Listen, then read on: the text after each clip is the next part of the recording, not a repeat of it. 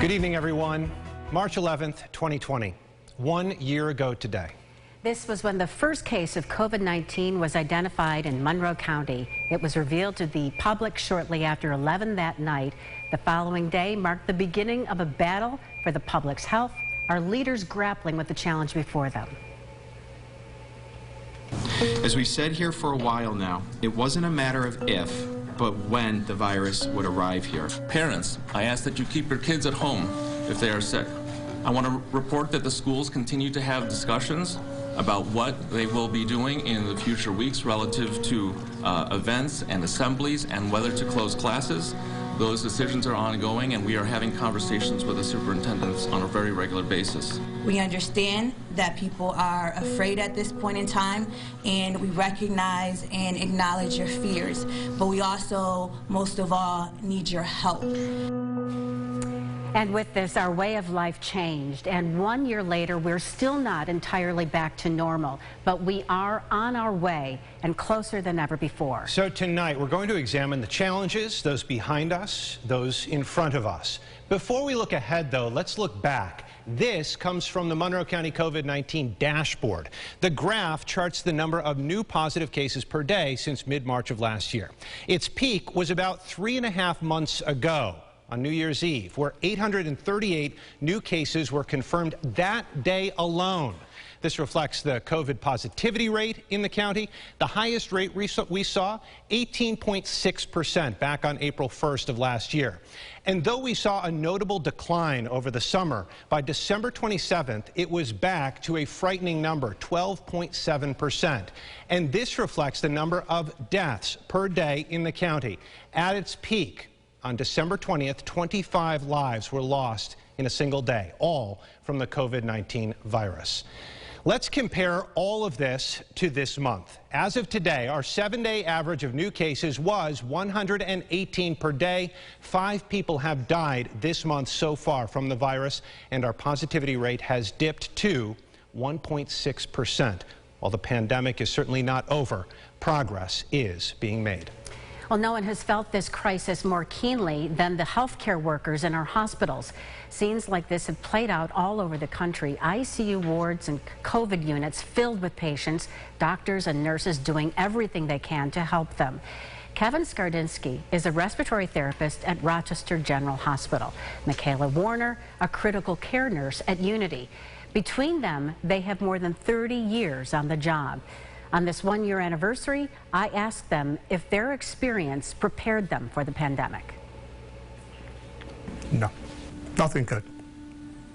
Nothing good can prepare you for something like this. The pure influx of people, the amount of death and dying, we're so exhausted and so strung out from the amount of patients that you have that you're not able to give the care that you would normally want to, and the time with the patients that you would normally want to.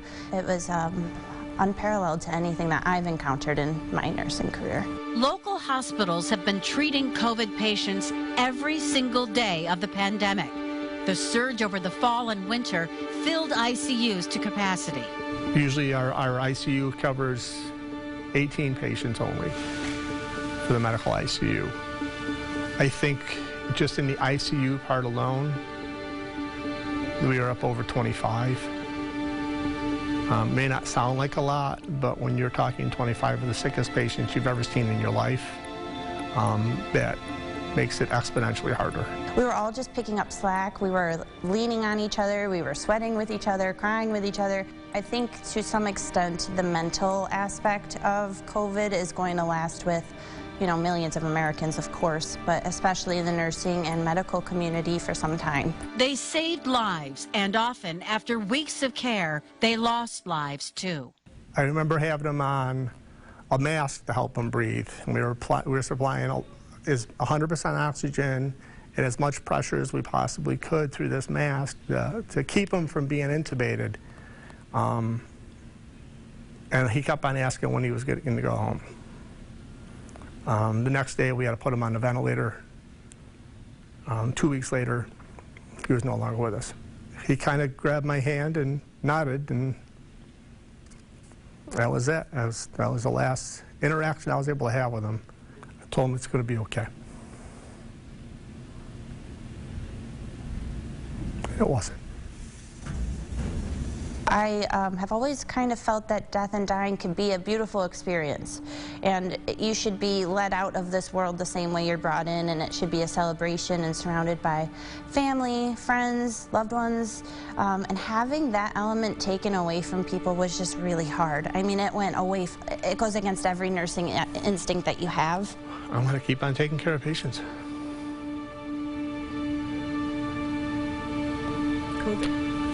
COVID or otherwise, that's what I do. That's what all of us are here for, take care of patients. We didn't sign up for something like this, but we didn't back down either.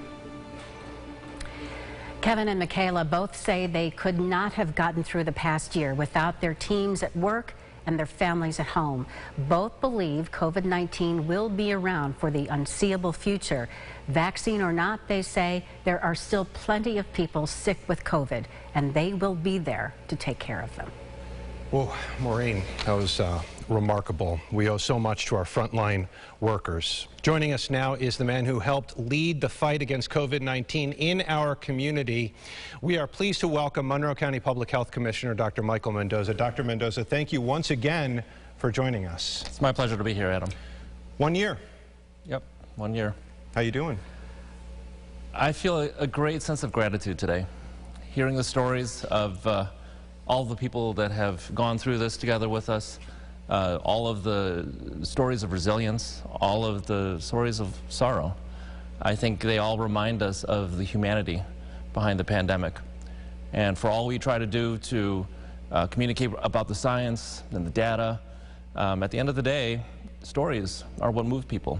And I'm very grateful to hear the stories of where we've come and to look ahead with hope for where I think we're going, which I think is a much better place.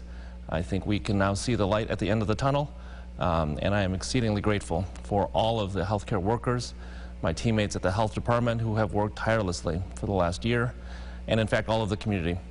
We could not have gotten to this point without your understanding, your flexibility, and your feedback. And so I'm very grateful to be in this role today, and I look forward to the day that we can gather once again together in a community that feels a lot more familiar than it does today. You know, 1 year ago, I'll admit I was a bit shell-shocked. Yes, I saw what was happening in China and Italy, and I heard the warnings, but when we heard about the first case here, I was stunned. I remember going and picking up food and wondering whether I should be in that crowd. And correct me if I'm wrong, I think you were a little surprised by everything as well. Absolutely. And there was so much about this that we didn't know. And I remember a year ago today giving a talk for a large group of people, thinking to myself, this may not be a good idea. We didn't have any reason not to think that at the time, but same idea. There was a lot that we didn't know. And for those first several weeks, I recall every day learning something new, another curveball thrown our way. And we adapted. The whole community adapted. And I think that's why we can look back on those days with some measure of fondness, even though it was a very difficult time for so many people. What surprised you the most about this virus? So many things about this virus have been surprising. From the scientific standpoint, so many things about it that we did not know, that we are learning even now. And how difficult it would be to communicate about uncertainty. Very early we were saying facts over fear, and you know that's a simple statement to say, but a very complicated one to get across because the facts were changing so often. And fear is very real, and I think people respond to facts in very different ways. The forces that were at play in 2020 are unlike any that we've seen and are unlikely to see again in terms of how we communicate with one another. And so that was and still is a very sobering reality for me. And I've heard that before, that a pandemic is as much a communication crisis as it is a health crisis. I remember at the very beginning, there was a conflict going on with you and your office because while you wanted to keep people safe, you also understood the economic ramifications of some of the moves that were made, and educational. Well, you know, the misunderstanding, if you will, is that in the health department, all we think about is health. But health is so much more than just the science and the evidence. It's the community that we live in. It's the way we connect with people. It's how we engage with one another and go about our lives. So transportation and the economy and our livelihoods, all of that are things that we care very much about. And at some level, you know, we were always thinking about mental health. And while this wasn't a mental health crisis per se, it quickly became one. And I think the falsehood is the thought that we weren't thinking about this all along, and we absolutely have been. From the people on the front lines taking care of one another to those in my department, and most notably everybody else in the community. We've been wondering, worrying, and we will be for many, many years to come, what will be the ultimate impact of this pandemic on our mental health. What is it like to see hundreds and perhaps thousands per day in our area getting vaccinated right now? You know, I've never been one to celebrate prematurely. It's great. It's great to see all the hard work that has culminated in seeing those thousands of people, hearing the stories of gratitude and so forth. But I'm always looking ahead, looking at what we need to do, not taking for granted the fact that those who get vaccines early in a process like this are not going to be the same as those who will be getting it in the coming weeks and months. And for us to rest on our laurels and say we just put this in autopilot and wait for the rest of the population to get their vaccine, that would be short-sighted.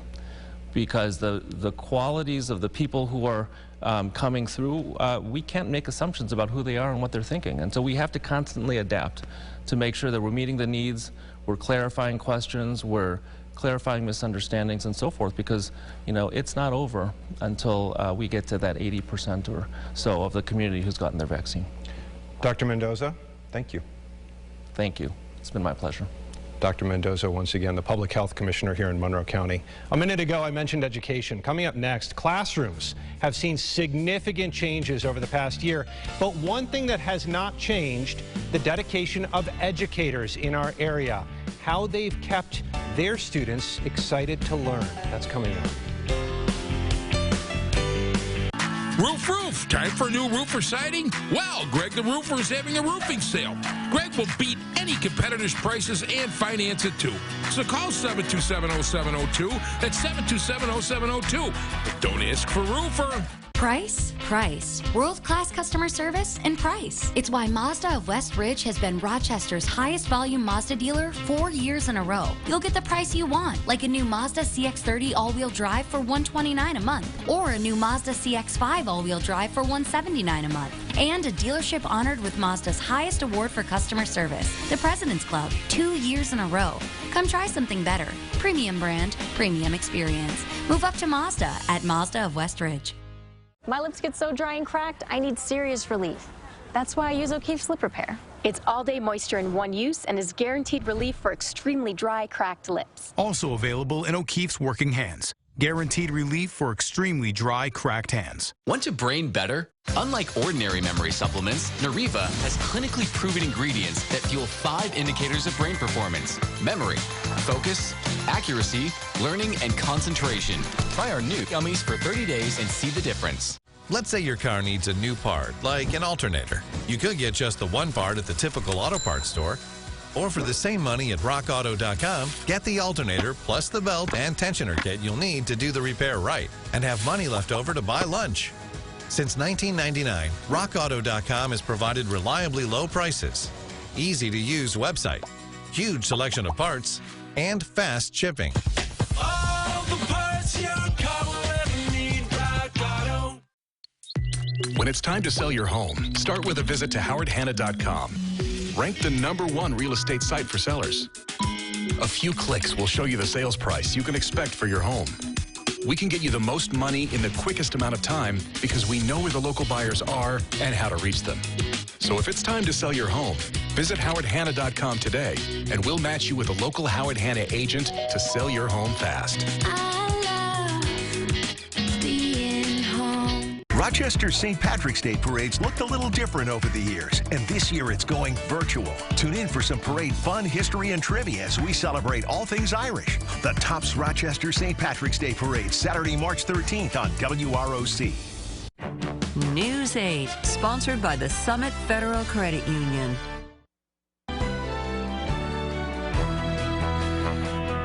Welcome back. Many of you were able to keep working during this pandemic, but that required, in many cases, significant adjustments. And that includes many teachers who were forced to find new ways to connect with their students. Leah Lando highlights some of those teachers and what they've been doing to support their students during this challenging time.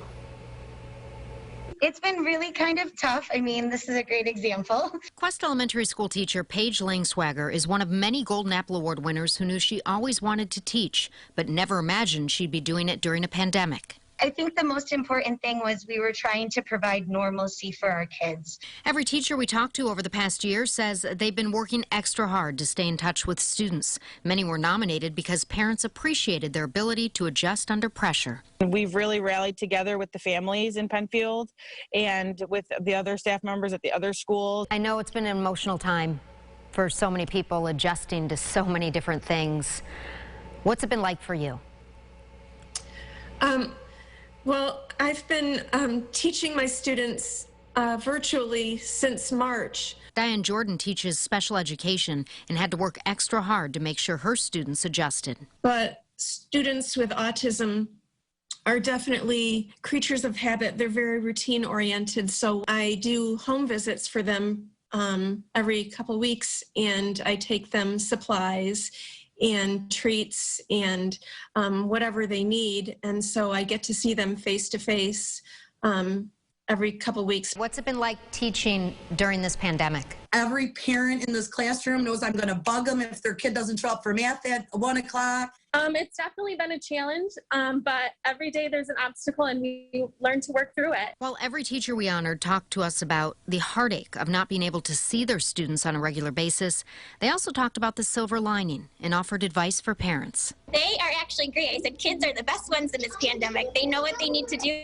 and they just rolled with it right from the first day. Your kids are they're capable, and they are able to do so much more than you can even imagine, and being there and supporting them and showing them that you're proud of everywhere they are. My best advice is that you just take things one day at a time. We don't really know what to expect, but that we continue to keep the kids at the forefront of our minds. I always want kids to know that they can learn. No matter what, they are able to learn, and it might take them longer, it might be a different way, but we can always all learn in some way. Something we have all been doing together for a year now, learning to adjust to new challenges and thankful to have good teachers to help. And a big thank you to all the teachers working so hard throughout this pandemic. Leah Lando, News 8. All right, Leah, thank you. And we are now pleased to be joined by the principal of Greece Athena High School, Cali Flagger. Cali, thank you so much for joining us. Thank you for having me. So, Cali, you had COVID early in the pandemic. When was that? How are you now? It was very early on. I think I was in the first handful of positive cases in Monroe County. Fortunately, I'm healthy and well and incredibly grateful that my family, my children, my husband have remained healthy, and the impact on the Greece Athena community has been very minimal. I'm curious, though, how did having COVID, especially early in the pandemic, impact the decisions you were making at the school? You know, it's sort of one of those blessings in disguise. So in the very beginning, it was challenging for sure, because we didn't necessarily know much about COVID. But what I was able to bring with me as a result of that experience was, I believe, a deep sense of empathy and compassion for what our families and our students and our community was experiencing. You know, under my roof, we recognized that sense of fear that Dr. Mendoza spoke to, where it's real. However, our experience was full of hope, because certainly me and my family continued to remain healthy. In terms of that lens going into school leadership and planning, I think it gave me a little bit of an advantage to understand what the community was feeling and experiencing, and we wanted to make sure that our school, and in particular our reopening plans, were as safe as possible to keep children healthy. So schools did go remote, fully remote last spring. Yeah. What grade would you give that process last year, and how is it going this year with the hybrid model? Certainly the pivot to remote learning initially was clunky. You know, we did our best to maintain a continuity of learning, and what we have learned over the experience of the spring, the planning that occurred in the summer, and certainly the time we've had in the hybrid model now, I believe has given us the greatest opportunity for innovation and education. So for example, our collective capacity around instructional technology. Our teachers are incredible in terms of what they have been able to manage and navigate. And I think about our students who have been, really resilient and have continued to extend us grace when things aren't going perfectly. And then when I think about the connection with our families and our parents, they are literally in the classroom with us in the remote learning model. And again, they've extended us grace, but the feedback that they have shared with us over the course of the year, I believe, has pushed us into a place where education is becoming really innovative. Absolutely. In fact, we could look 5 years down the road and look back at this time and think, hey, we started it then. So what about the push now to go fully in class, return to in-class learning full-time? The president supports that move. There's a growing number of people locally who support that move. Before the end of the school year, will it work? Can it be done? So certainly we want to take our guidance from our local and state health officials. We trust their guidance in terms of when that would be appropriate to do so. We also know in the field of education there is no replacement or substitute for in-person learning. Many of our kids have been surviving in the remote model. Some have been struggling, and we're working to try to engage them in as many creative models as we can.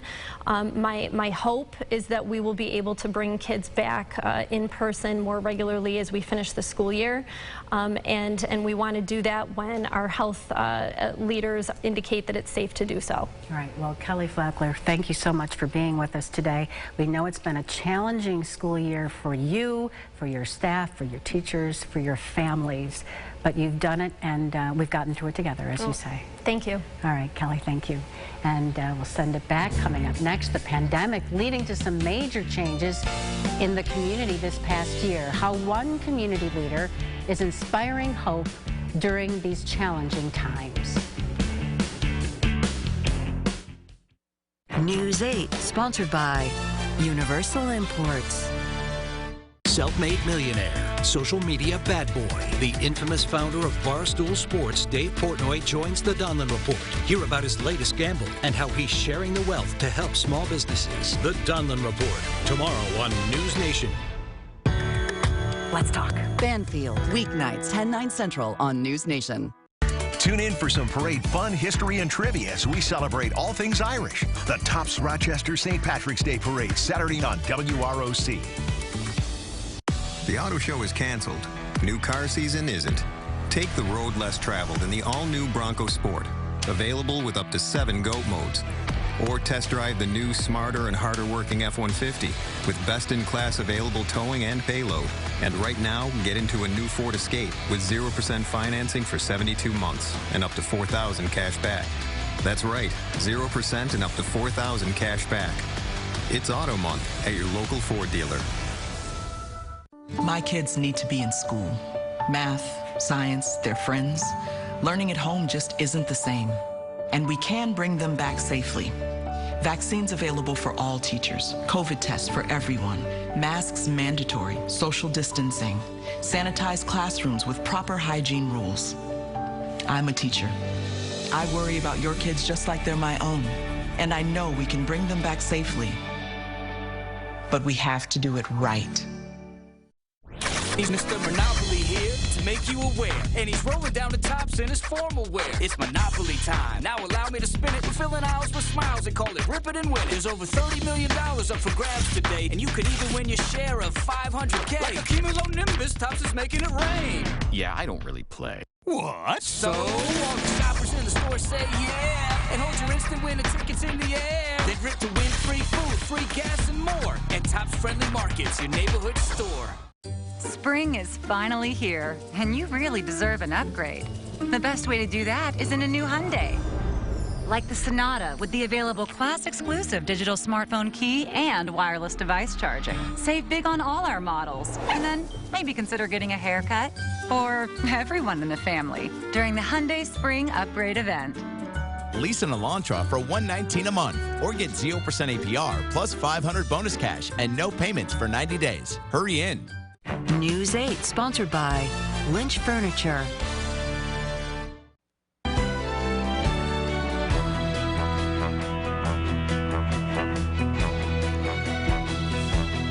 Welcome back. The pandemic put a strain on almost every aspect of society. Yes, of course, the parts that keep things moving, the gears, if you will.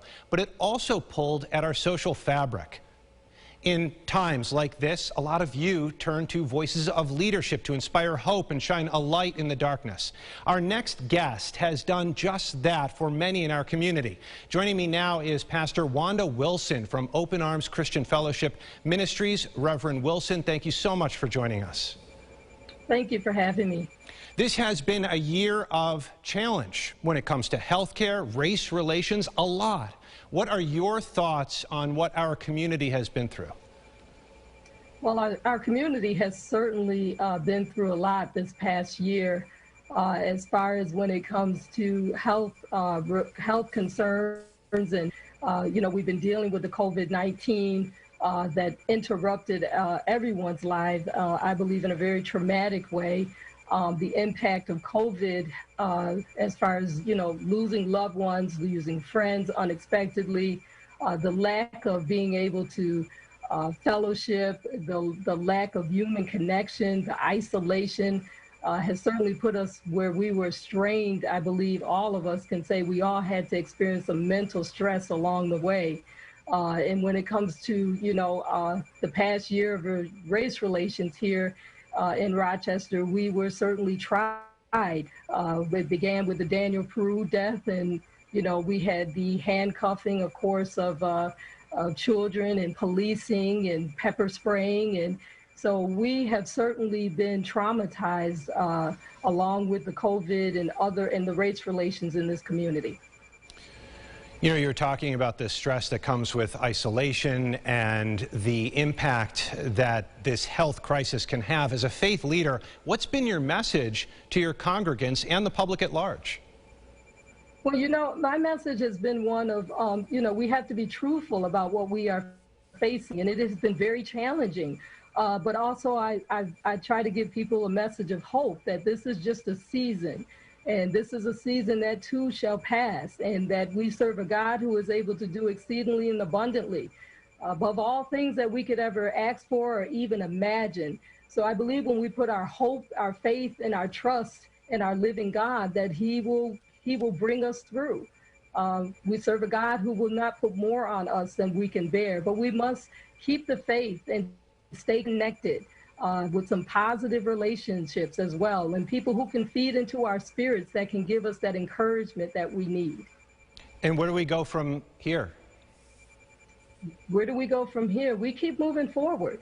There is hope. We see the turnaround. I believe there's a stirring of hope. There's a glimpse. There's some light that is breaking through. We have the availability and access for people to get the COVID vaccine now. We see more of the sites that are available. We have a COVID-19 relief bill that has just been passed, so that is going to help us at the local level as well. So I say, just keep moving forward, keep the faith, keep supporting and loving one another as a community.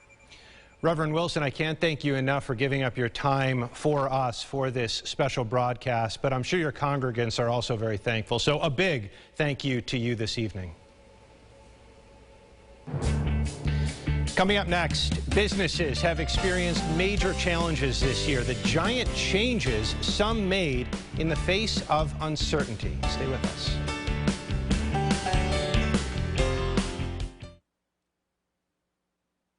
Take out the middleman. Head to Ridgecoin. Why not choose the personal injury firm that has consistently achieved strong results for clients?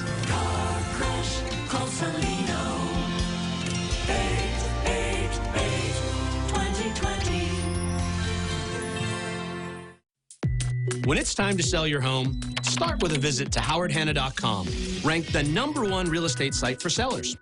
A few clicks will show you the sales price you can expect for your home. We can get you the most money in the quickest amount of time because we know where the local buyers are and how to reach them. So if it's time to sell your home, visit howardhanna.com today, and we'll match you with a local Howard Hanna agent to sell your home fast.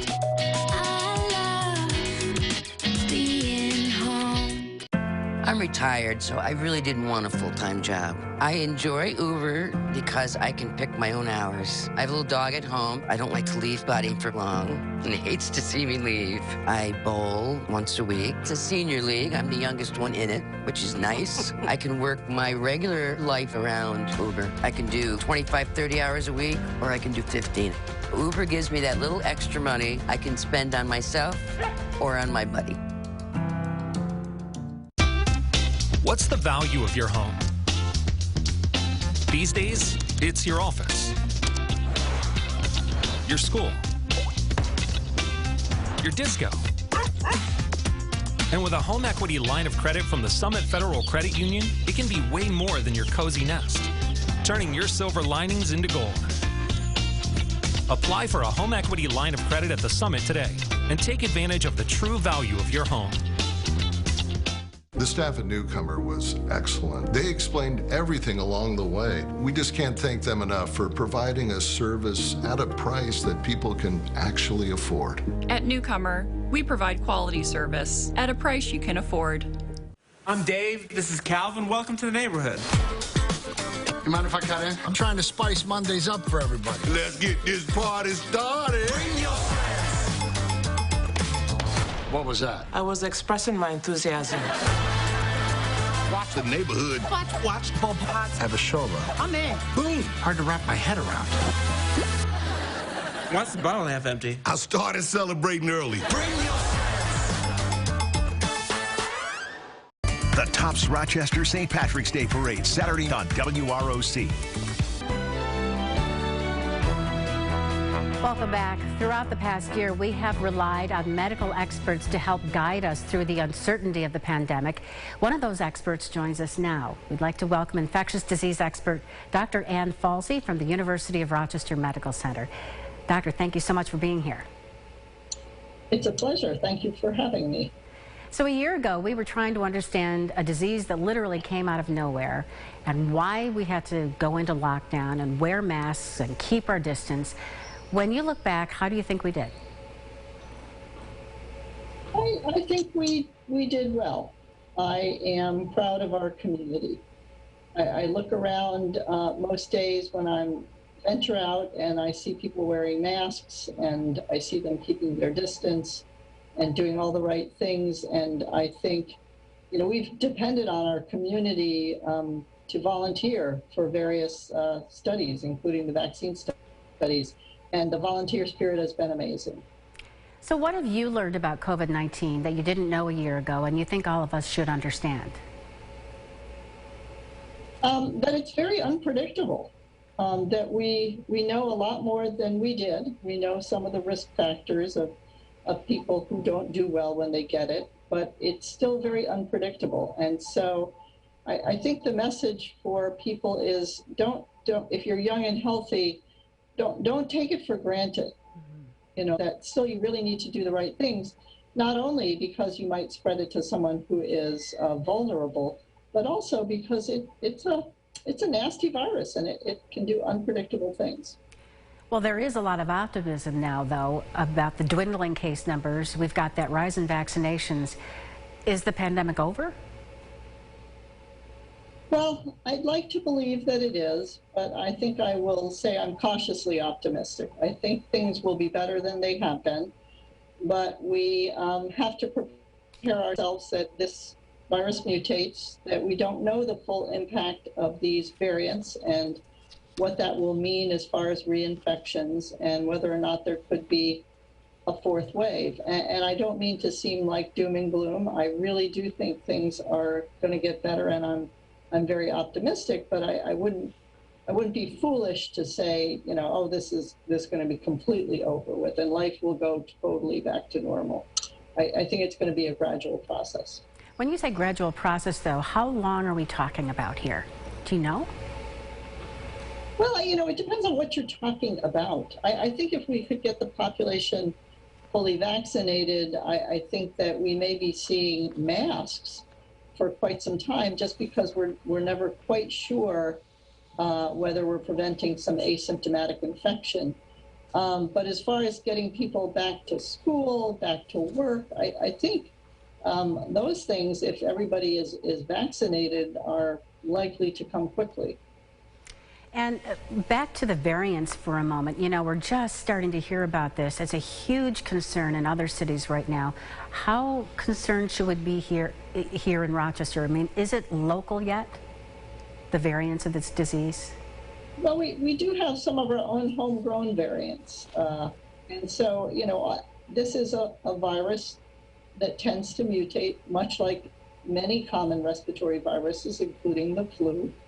And so I think that we can predict that we will see reinfections, that viruses tend to adapt and escape immunity.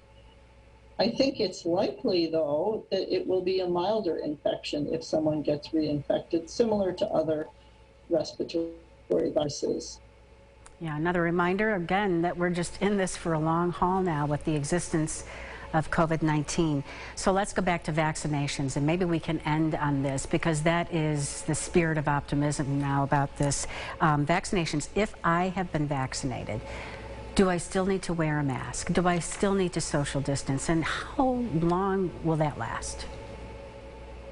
Yeah, so the answer to the first questions is yes.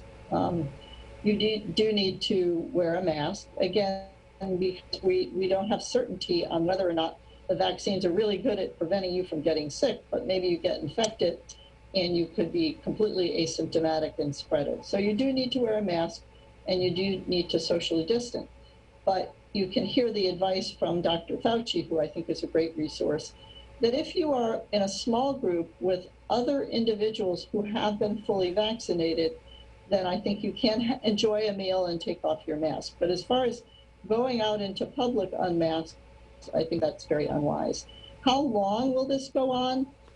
I really can't predict. I suspect it's going to take at least a year before we feel like this is completely behind us. All right, well, we've proven that we can do it for 1 year. 1 year more can't hurt us. Dr. Fauci, thank you so much for being with us through this past year. We appreciate all of your work. You're very welcome. Thanks for having me. All right, let's send it back to Adam. All right, Maureen, thank you. Tremendous work on the part of Dr. Fauci and her entire team. Local businesses have been forced to adapt during the pandemic. As Mark Gruba discovered, many have struggled while others reinvented themselves to author an unexpected chapter. We were, having those difficult conversations with employees that we didn't know how long this would last. In March of 2020, as the coronavirus spread, the state of New York ordered businesses to close, including Black Button Distilling in Rochester. What happened next was a revelation. Seemingly overnight, Black Button went from producing liquor to producing hand sanitizer. You go back to January 1st, 2020, I had no idea that that was even possible. The FDA granted distillers like Black Button emergency authorization to produce mass quantities of the virus killer. Turns out the process of making high-quality liquor isn't that much different than the process for making hand sanitizer.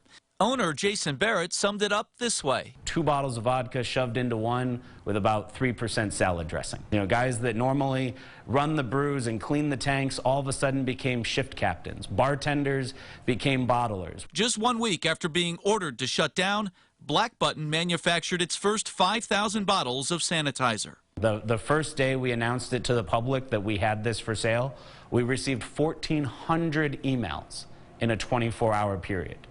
The response from the hospitals was overwhelming. It wasn't yes, it was yes, and how much can you make, how fast? The answer was a lot. Consider, in 8 years, Black Button produced 2 million bottles of liquor. In just 14 weeks, it produced 405,000 bottles of sanitizer. In Fairport, McCardle's restaurant was facing its own trial. And the day they shut us down was St. Paddy's Day, which historically is our busiest day of the year. And, it was hard at first. We just weren't set up for it, but we put a lot of thought into it, and we figured out a way to make it work. McCardle's modified its kitchen procedures to go 100% takeout. The business suffered. Owner John Albert estimates profits were down 75%. But he's still open, thanks to loyal customers. We can't thank them enough for all the loyalty and support that we've gotten from our guests this whole year. The The pandemic forced business owners to adapt and change. At Rome Cafe in Rochester, they expanded their outdoor seating from 6 tables up to 14. They also took advantage of relaxed rules for alcohol sales. Small adjustments made a big difference. In the face of unprecedented challenges, owner Drew Nye considers himself fortunate. Every little thing we get back and a little bit closer we get to normal, it gives us a positive outlook and cause for optimism. Black Button ran 2 10-hour shifts 6 days a week for months. When the FDA's emergency authorization for sanitizer ended in December of 2020, Black Button returned to distilling liquor full-time. Barrett knows many of his friends in the industry won't make it. There were 180 craft distilleries in the state when this started. The running guess is we'll lose about half before the end of the year. On the last day of its emergency authorization, Black Button donated all of its remaining sanitizer to the United Way. For Barrett, it's about more than profits and losses. It's about weathering this storm, neighbor helping neighbor, and building a brighter future together. You know, people can vote with their dollars every day, and when they choose small businesses, the community wins. In Rochester, I'm Mark Gruba. Thank you, Mark. Coming up next, this pandemic, very challenging to all those who lost a loved one, especially if that loved one died of COVID-19. We're going to talk with 2 families whose strength inspires us. You can count on CNB's strength, stability, and service, plus comprehensive remote banking options that are available 24 hours a day, 7 days a week. Today and every day, CNB is investing in you, your business, and our community. Here comes another amazing deal. Hi, it's Leanne from Lisa's Liquor Barn. The original Dark Horse wine is an exceptional California wine available in 9 delicious types. You pay just $6.99 per bottle and save even more when you buy a case of 12 with a $24 mail-in rebate. Your final cost for this amazing wine, an unheard of $4.99 per bottle. Just $4.99. But don't horse around. This offer ends soon. Only at Lisa's Liquor Barn in Penfield. Why pay more? My body is truly powerful. I have the power to lower my A1C. Because my body can still make its own insulin. And Trulicity activates my body to release it, lowering my blood sugar from the first dose. Once weekly Trulicity responds when my body needs it 24/7. Trulicity is for type 2 diabetes. It's not insulin. It isn't for people with type 1 diabetes. Don't take Trulicity if you're allergic to it. You or your family have medullary thyroid cancer or have multiple endocrine neoplasia syndrome type 2. Stop Trulicity and call your doctor right away if you have an allergic reaction, a lump or swelling in your neck, severe stomach pain, changes in vision, or diabetic retinopathy. Serious side effects may include pancreatitis. Taking Trulicity with sulfonylurea or insulin raises low blood sugar risk. Side effects include indigestion, fatigue, belly pain, decreased appetite, nausea, diarrhea, and vomiting, which can lead to dehydration and may worsen kidney problems. I have it within me to lower my A1C. Ask your doctor about Trulicity.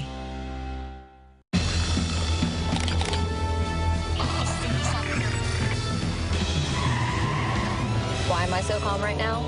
Because this isn't a spy thriller. This is a Nissan sales event ad. Right on cue. This Rogue has more standard safety technologies than that RAV4. It's almost too easy. Hurry in for a low $199 per month lease on the 2021 Rogue. Tick-tock, time's running out. Let's face it, no one really wants to be in physical therapy. You're here because you've lost function, you're in pain, and so we strive to go beyond your symptoms, ensuring that you have access to quality, individualized care. Physical Therapy. Here's what's coming up tonight on Channel 8 WROC. If you get hurt at work, call 262-COMP today and get the results you deserve. Your workers' comp attorneys.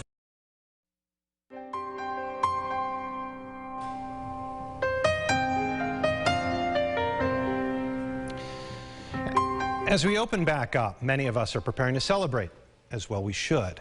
But there's a large number of us who will gather to grieve. Family of Alvin Simmons and Don Adair have not been able to do that properly. The 2 died from the virus last spring. I talked with their relatives this week about that loss. We hear first from the niece of Alvin Simmons. It haven't been really really good. Our family been like falling apart ever since. Shantae McKee says her uncle had been the family glue. It was times where if the family was arguing, he'd bring it right back. But her family lost him last March to COVID-19, the first official COVID death in Monroe County. An employee at Rochester General, an Army vet. His life had had its troubles, Shantae says, but she believes he was embracing a second chance. He wanted to be around his family. He was seeing his daughter, his grandkids. He was having all these type of emotions and family, and he just loved it. And it just happened all of a sudden, and I wonder sometimes, like, what was his thought when he was in the hospital, but I don't know. Then, in August, the virus took Shantae's grandmother. It's been a lot. I've been trying to keep the family together, so every Sunday I've been trying to keep our family coming around. We go see our grandma at the grave and our uncle. It's stuff that we try to do to keep as a family. It's still hard, but we're working on it. It's still grieving. It's a lot. It's hard to believe it's been almost a year. Abby Reinhardt ended up writing about her father's struggle with COVID. And I feel like when I look back at last spring, it's like flashes of a bad movie, just moments of panic and fear and grief. People all over the country read about her family having to say their goodbyes through a phone placed near him by staff at Highland Hospital. A funeral at that time, impossible. My dad's whole side of the family usually tries to get together each summer, and we didn't do that last summer. We're hopeful that perhaps with vaccinations and whatnot, we'll be able to do that in some capacity this year. And so I'm hopeful that this summer we will be able to convene in some manner and honor his memory. Other than that, on his birthday last July, myself and my siblings, we did a FaceTime call and just shared memories and prayers. And that's it. It's unusual. Both Abby and Shantae now trying to come to terms with the unusual as we approach the promise of normal. We're joined now by Monroe County Executive Adam Bello. Adam, when I was listening to those stories, I was struck by the reminder that when we see the numbers attached to the death toll in our area, those numbers are people and families. And it's been a year. It has. It's been a long year for a lot of people in our community, and it's something that we try to remind ourselves every day when we talk to the media and we talk to the community that behind all these numbers, all these cases, we do 120 cases a day, 150 cases, behind all the unfortunately all the deaths that we have to announce for last year. These aren't just numbers, these are families, these are moms and dads and brothers and sisters, and it underscores how real this virus is, the impact that it's had across the community, and a lot of healing that's going to have to be done in the future as we come out of this pandemic, both in terms of the human aspect of what we've gone through, on top of all the other challenges that face us in terms of the economic challenges, educational challenges, and things like that. Yeah, and we saw earlier today, Rochester Mayor Lovely Warren getting emotional when talking about her mother who died from the virus. I do feel like a lot of roads lead to your office. So I'm going to talk about the health, and we're going to talk about the health of the population as a whole, the medical health, but what do you see as the health of our community right now? Right. So, we are clearly in a better position than we were just a few months ago. There was a lot of concern. Our numbers had been very good. Our health had been good throughout most of last year, even during the pandemic. I would be lying if I told you I wasn't very concerned 2 or 3 months ago when our numbers were spiking and the hospitals were filling up. We've done a good job with COVID, though, over the last month or so, bringing the numbers down. We're back in a good position. But overall, we have a lot of other concerns related to the community's health beyond just COVID-19. There's a lot of impact from that. One thing that we're talking a lot about now is the mental health aspects and how we come out of this. I mean, our community has gone through trauma. I think about children who, had essentially been ripped away from their schools last year with very little notice to be educated from home and be home against really what they're used to be doing, and now the remote environment that a lot of them are in. That's a lot of, there's going to be a lot of lasting trauma that we're going to have to deal with. family members who have been lost. We have individuals in our community who have family in nursing homes they haven't been able to see for almost a year. And so we're going to have to start to address all those other impacts in the coming months as we come out of this. And we are going to come out of this. I feel very good about that, and we're very bullish about that. The vaccine's coming at a big rate and an increasing rate, and before you know it, there will be that herd immunity as we approach summer here, but there are going to be those lasting impacts we're going to have to address. What are you hearing from the business community? The business community is struggling, particularly among small businesses, and that's where a lot of my focus has been and is going to be coming out of this. Because if you think about it, there's two different types of people who have come through this pandemic. Some have come through, they've been able to work remotely from home, they've been able to educate their kids from home and still collected a paycheck. There's other people, though, their entire livelihoods have crashed down around them. They're facing eviction and foreclosure. And it's really impacted in large ways small businesses, our restaurants, our theaters, our bowling alleys, where they've been closed for so long that it's difficult to sustain. They're being sustained on PPP loans. The county did a small business grant program, a small business loan program. At some point, that money doesn't exist anymore, and the concern is how quickly are we going to get back to normal, right? The theaters may open back up again, but how comfortable is the population going to be going back into the theaters in the same way we used to before, or going back to a restaurant once we're at 100% capacity? So a lot of our focus, I think, has to be on those small businesses and making sure that they can survive through this. I'm tempted to think there's been pent-up demand, and at least for the first few months, I wonder if they'll be inundated. Yeah, it's possible. It's entirely possible. I will say I took my daughter to a bowling alley just a couple weekends ago, and to try that out. It was busy.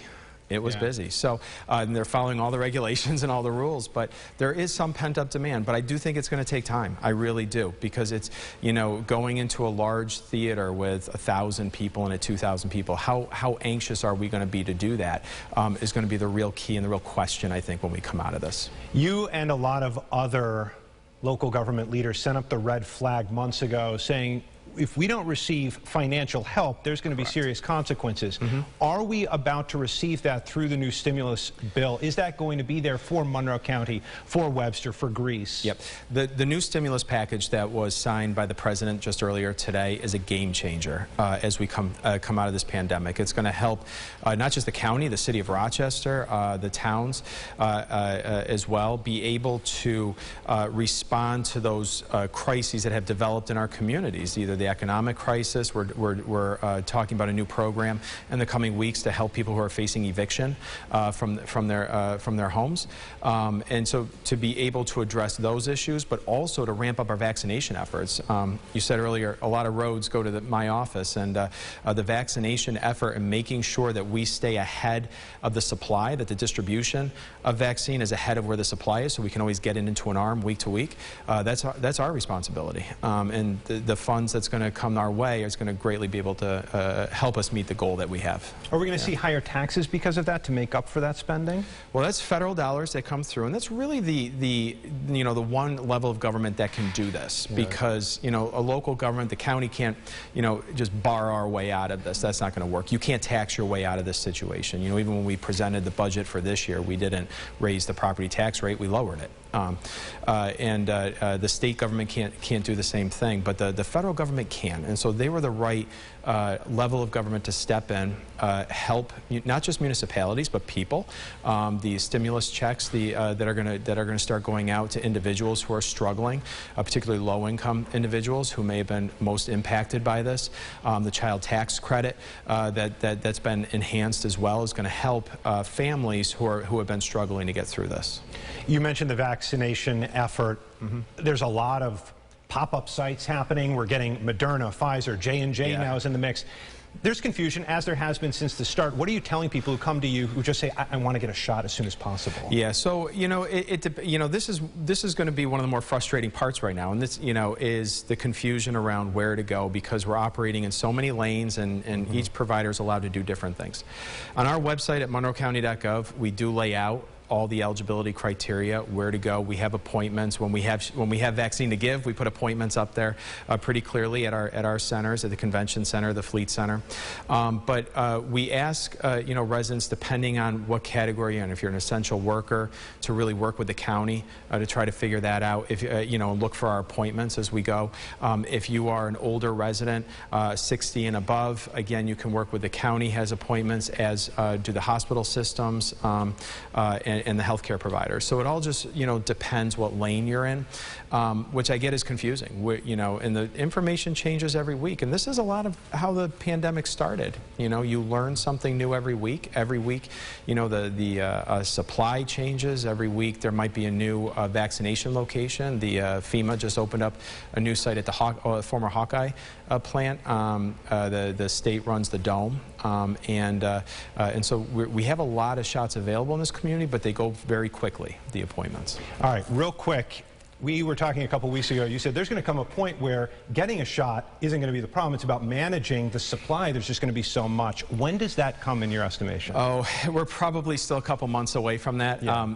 Right now the supply has been going up. So we have been seeing a very steady increase. One of the frustrating parts is we don't know what our supply is until the weekend. So we know on the weekend, this Saturday, Sunday morning, we know how much we have this coming week, and then we make the appointments go. So I know there's some frustration that you can't schedule far out for county sites. The state sites you can, because they have a guaranteed supply. But the federal government has said, and the White House has announced, that they have enough vaccine by the end of May into June to do the whole population, and we take them for their word. And if that's the case, I would expect going into mid-April or so that there is going to be an awful lot of vaccine in our community. There you go. Adam Bella, thank you for your time. Thank you. My pleasure. All right, we're going to toss it back to you, Maureen McGuire, joining us once again. And we would like to thank all of our guests for being here tonight and for the courage and strength they have instilled in the community throughout the pandemic. And we'd also like to thank you for watching. No one is alone, and it is by working together that we will someday be able to close the door on this dark chapter on this challenging time. A reminder that for all the latest information on COVID-19 as we journey toward the end of this pandemic, log on to our website, rochesterfirst.com. Thank you for watching. Have a good night, and you can find all of the information again, rochesterfirst.com, also monroecounty.gov. Have a good evening.